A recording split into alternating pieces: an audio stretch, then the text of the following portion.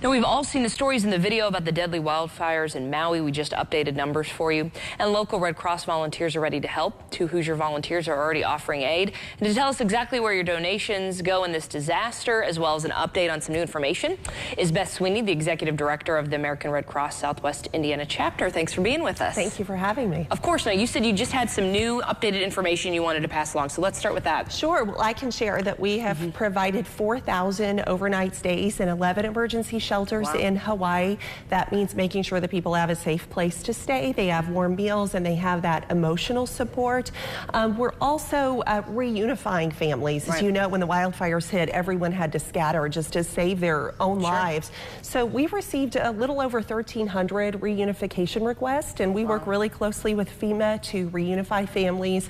We've been able to successfully reunify 400 of those, but that kind of gives you a clear picture of just how many people are unaccounted for. So that process will continue. How long does that usually take? I mean, this is a massive disaster. Sure. Well, every disaster is different. And as you know, cell service was wiped out. There were power outages everywhere. People couldn't get in touch with people. But so it's very important that our volunteers work closely with hospitals, with FEMA, with other emergency service workers to get that reunification process completed as quickly as possible. And we have that graphic up Together for Hawaii, because Nexstar Media Group that owns this station also has a sister station in Hawaii, and we're teaming up with you all with the Red Cross for donations. So a lot of times people want to know, okay, well, I just donated $20 or $50 or whatever. Where exactly is this going? So give us a clear picture. Obviously, the needs are vast, but what are some ways that this money that people donate right here in the tri-state help? Sure. Well, those funds will go directly to the people in Hawaii. So it's supporting things like our emergency shelters right now, which is what we call mass care.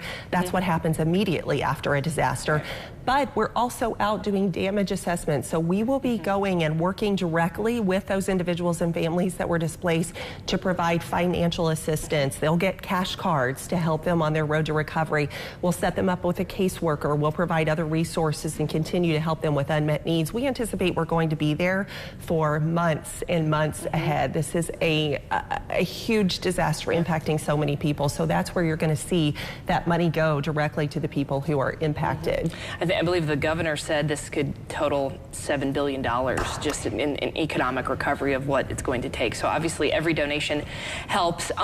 Also, in terms of the volunteers, I know we talked with you earlier this week. We know a volunteer from Bloomington and Indianapolis already there. I know we have some people here on standby. Has anybody left from this area? Are you guys still on standby? What's the status? We are still on standby. So there are close to 300 trained disaster workers that are in Hawaii right now, but that will change. So when someone is deployed to Hawaii, they're going to be there for about 3 weeks. So it has to be someone on our disaster team that can go for that period of time. And we do have some that are ready to go when we get the call. And this is changing by the hour, by the day, as more people get deployed. So we do anticipate more of those in the days to come. Okay. What else? What other efforts are you all? Well, something really interesting. So once a disaster happens, and this is a large-scale disaster, and it's not been safe to go out in some of these communities, we have to start doing disaster assessments, and that's looking at individual homes on those streets in those neighborhoods to determine just how many people are displaced. So we know how many people to help, and we're able to speed up that process in Hawaii specifically thanks to a new partnership with Microsoft. They have what's called a Research for Good lab. They're using AI technology and satellite imagery to really get a better picture of the scope of the damage. So that's going to help us speed along our process to be able to provide that individual assistance to families. But this is an ongoing and ever-changing process, so our hearts go out to the people in Hawaii and those that are impacted, and we're going to be there, we're going to show up, we're going to continue to provide that support to families for as long as needed. Well, we're glad to have volunteers right in the tri-state ready to go if they get that call, and we're really glad to partner with the Red Cross, of course, to bring that financial relief to those folks in Hawaii as well. So we're going to continue to cover this story and talk with you, Beth, and others that are offering that relief as well. So thanks for your time this morning. Thanks for the opportunity. Of course, anytime.